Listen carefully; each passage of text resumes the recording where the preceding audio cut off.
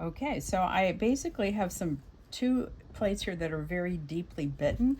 They're zinc plates. I inked them up. I mixed up some ink earlier today, and I inked them with a little piece of cardboard. And basically, you're smearing it over all the surfaces. You want to make sure it gets into all the grooves. So I'm going to leave this. I've already done this one. The next step is, after you've covered it, you're going to take the ink off. It may seem a little crazy, but that's what you do. I use a piece of tarlatan wrapped up so that I have a nice smooth surface, and I rub this and polish it. Basically, I'm looking for shininess on this plate, and you can see what happens around the edge. Work a little bit on the edge. Right here, you see a lot of plate tone, that sort of gray haze. I'm going to get rid of that with this, and then I'm going to come back in with a piece of phone book and really add some pressure, and you'll start to see that I take off some of that green tone, and you can see the metal in there.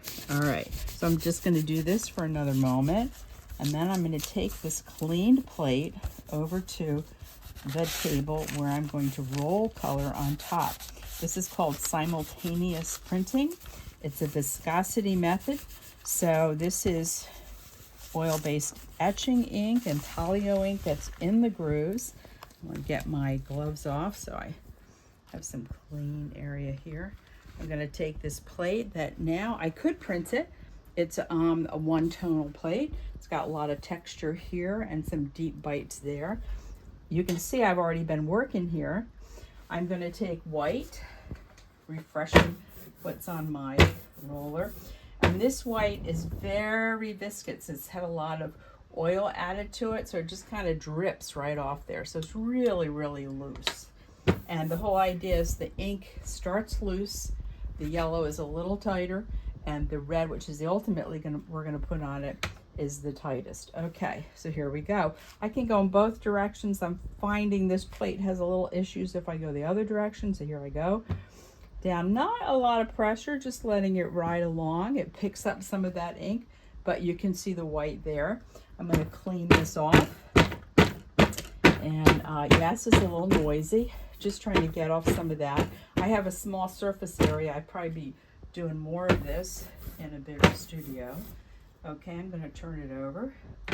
That's ready for the second time I need it. I'm going to go over here to the yellow. Basically, I put a coat of white on.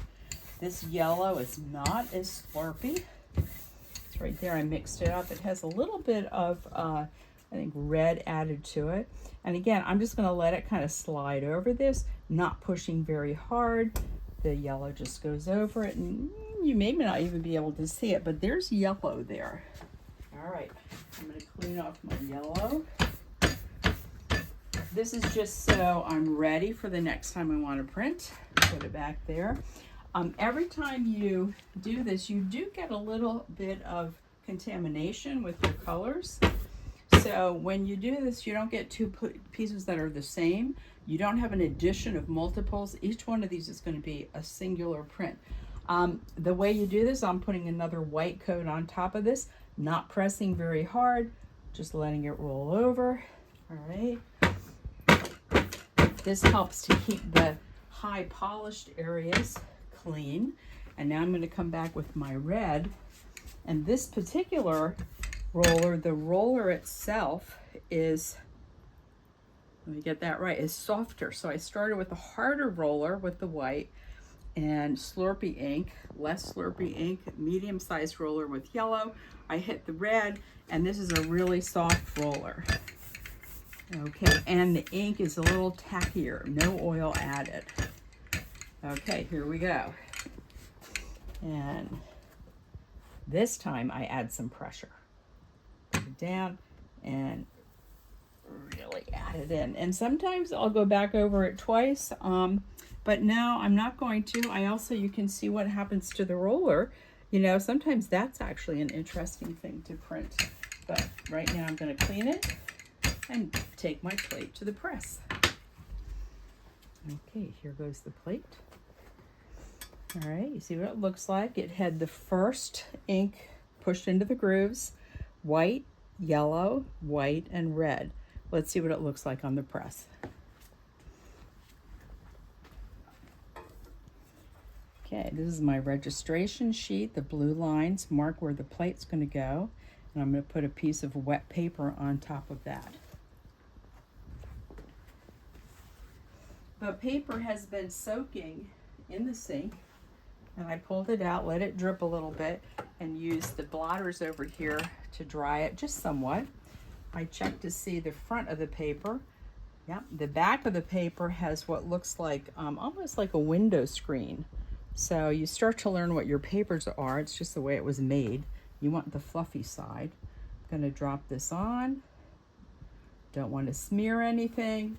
I'm going to cover it with a protective piece of paper. That protects my blankets. Those are my blankets. And here we go. We're adding pressure. It's nice and tight. Oh, yep. You can tell when you hit the, okay, you hit that etching plate, and I'm going to come back over it. Different artists do different things here. They don't all run it through twice. Some of them take it off on the other side.